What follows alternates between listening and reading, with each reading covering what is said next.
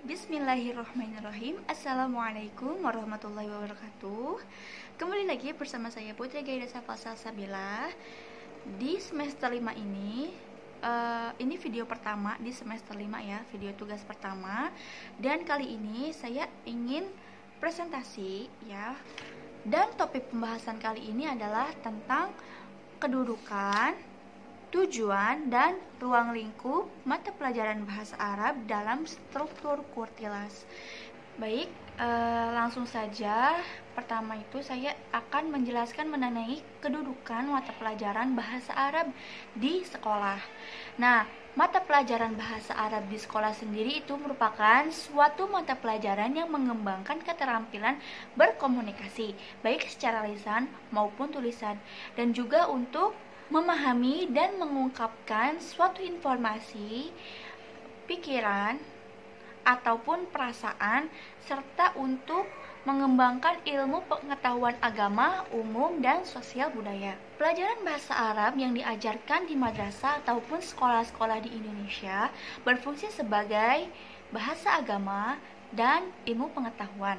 Di sisi lain, bahasa Arab sendiri juga berfungsi sebagai alat untuk berkomunikasi. Untuk itu, bahasa Arab di sekolah disiapkan untuk memenuhi kompetensi keterampilan dalam berbahasa, yaitu ada 4 ya.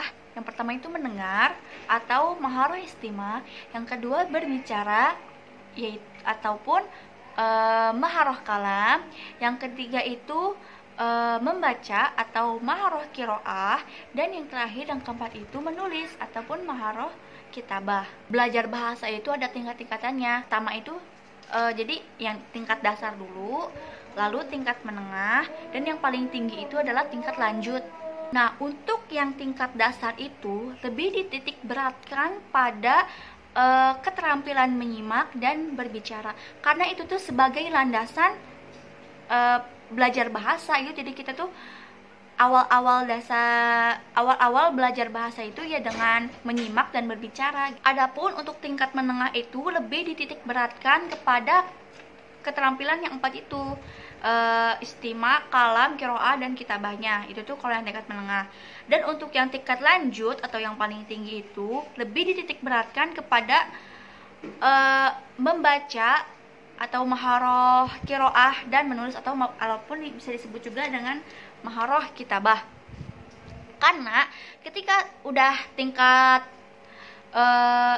lanjut itu, yaitu bisa mengakses referensi-referensi bahasa Arab gitu, karena kan dia udah ada di tingkat paling tinggi gitu, ataupun bisa juga disebut sebagai tingkat lanjut. Jadi dia itu lebih dititik beratkan kepada keterampilan membaca dan menulis, agar bisa itu tadi mengakses referensi dan bisa menulis seperti artikel bahasa Arab, itu bisa mengetahui lebih banyak mengenai bahasa Arab seperti itu.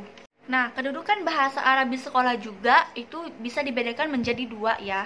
Yang pertama itu sebagai mata pelajaran wajib, yang wajib mempelajari 4 kemahiran berbahasa dan juga mampu mengaplikasikannya. Jadi kedudukan yang pertama itu sifatnya wajib ya, wajib untuk bisa menguasai 4 kemahiran berbahasa itu. Contohnya tuh kayak di sekolah-sekolah madrasah ataupun MTS juga.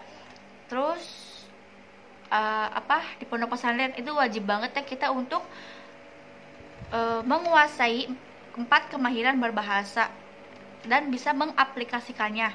Untuk kedudukan yang kedua itu sifatnya tidak wajib atau sunnah gitu ya, karena mata pelajaran bahasa Arab ini hanya cuma sebagai muatan lokal aja gitu, sekedar untuk pengetahuan murid-murid, oh ini loh bahasa Arab itu. Jadi mereka itu tidak dituntut atau tidak diwajibkan untuk menguasai 4 kemahiran berbahasa tersebut.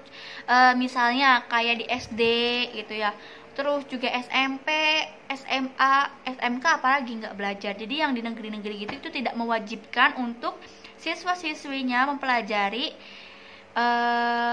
atau menguasailah 4 kemahiran berbahasa itu. Jadi hanya sebagai ilmu pengetahuan aja gitu. Oh, tahu loh ini tuh bahasa Arab itu seperti ini gitu. Adapun tujuan mata pelajaran bahasa Arab di Madrasah Tsanawiyah atau MTS yaitu pertama, untuk mengembangkan kemampuan berkomunikasi dalam bahasa Arab, baik secara lisan maupun tulisan yang mencakup 4 kemahiran berbahasa. Tujuan yang kedua adalah untuk menumbuhkan kesadaran tentang pentingnya bahasa Arab sebagai bahasa asing dan untuk menjadi alat utama belajar, khususnya dalam mengkaji sumber-sumber ajaran Islam. Itu penting banget ya bahasa Arab. Lalu tujuan yang terakhir, tujuan yang ketiga itu untuk mengembangkan pemahaman antar budaya dan bahasa serta memperluas cakrawala budaya. Dengan demikian, peserta didik diharapkan memiliki wawasan lintas budaya dan melibatkan diri dalam keragaman budaya. Seperti ya kata pepatah itu, bahwasannya bahasa adalah jendela dunia. Emang bener banget, tanpa bahasa kita nggak akan bisa berkomunikasi karena bahasa itu sebagai alat komunikasi, kan? Seperti itu.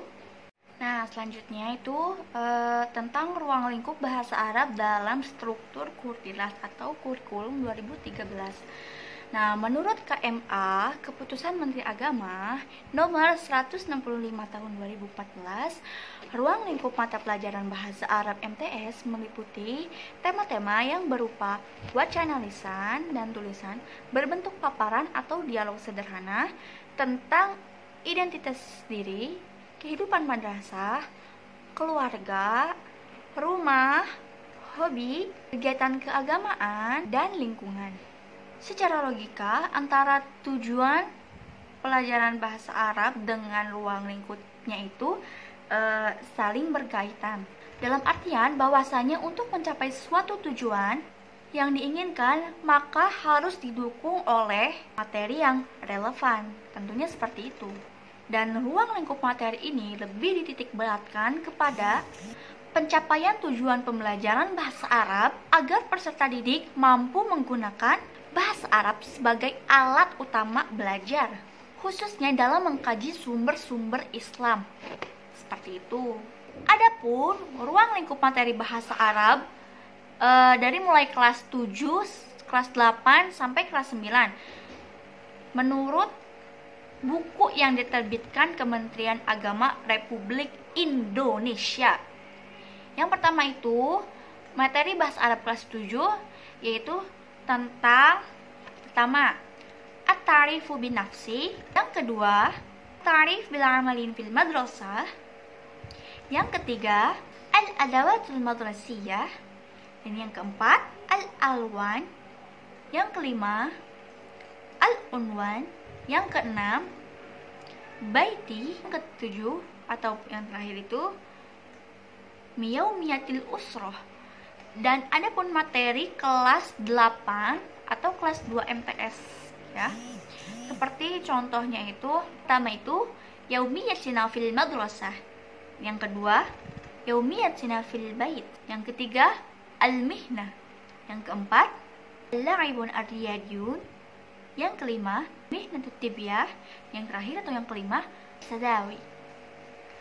Lalu materi kelas 9 ataupun kelas 3 MTS yaitu seperti yang pertama Ra'su al-Hasanati al-Hijriyah, yang kedua al-Haflu bil Maulid al-Rasul, yang ketiga Nuzul Quran wa al-Idani, keempat Jamal at-Tabi'ah, yang kelima Khaliq al-Alam, dan yang terakhir atau yang ketujuh al-Hifaz ala al-Bi'ah. Nah, mungkin cukup sekian presentasi ataupun penjelasan mengenai kedudukan, tujuan, dan ruang lingkup mata pelajaran bahasa Arab di sekolah ataupun di SMP. Mungkin cukup sekian yang bisa saya sampaikan, kurang lebihnya mohon maaf. Apabila ada salah-salah kata mohon dimaafkan, dan apabila ada kritik dan saran silahkan tulis di kolom komentar. Syukran kasiran ala kulli ihtimam minkum. Anda Putri Gaida, akhirul kalam, wassalamualaikum warahmatullahi wabarakatuh.